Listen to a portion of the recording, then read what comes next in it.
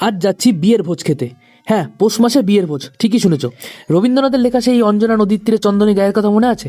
সেই অঞ্জনা নদীর তীরেই চলে গেছিলাম বিয়ের ভোজ খেতে। এরকম নদীর পাড়, পুরনো বাড়িঘর দেখে ভেবো না অন্য কোনো জায়গায় চলে এসেছি।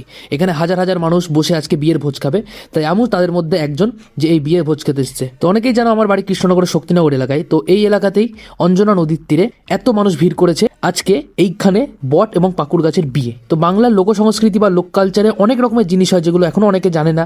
যারা শহরের দিকে থাকে তারা তো এসব জানবেই না। তো এই অঞ্জনা নদীর তীরে এই দুটি গাছ পাশাপাশি রয়েছে এবং আজকে এই দুটি গাছের বিয়ে দেওয়া হয় প্রতি বছর এই দিনটাতে। আরও এখানে বিয়ে উদ্দেশ্য করে মহাদেবের পুজো এবং তার পাশাপাশি লোকগান, যেখানে প্রায় হাজার হাজার মানুষ আজকে এখানে বসে পাত পেরে খাবে। তো আমরা যেহেতু মফস্বল এলাকায় থাকি, তো আমরা শহরের ফিলিংস এবং গ্রামের এই সমস্ত লোক কালচারের ফিলিংস সহ দুটো জিনিসই আমরা উপভোগ করতে পারি। নেমন্তন্নের মেনুতে ছিল ভাত, ডাল, সোয়াবিন তরকারি, পায়েস। তো এই সমস্ত খেয়ে এদিক ওদিক ঘুরতে ঘুরতে দেখছিলাম কত লোক এসছে না এসছে। তো এটাই ছিল অফ সিজন অর্থাৎ পৌষ মাসে একটি বাঙালির বিয়ের ব্লগ।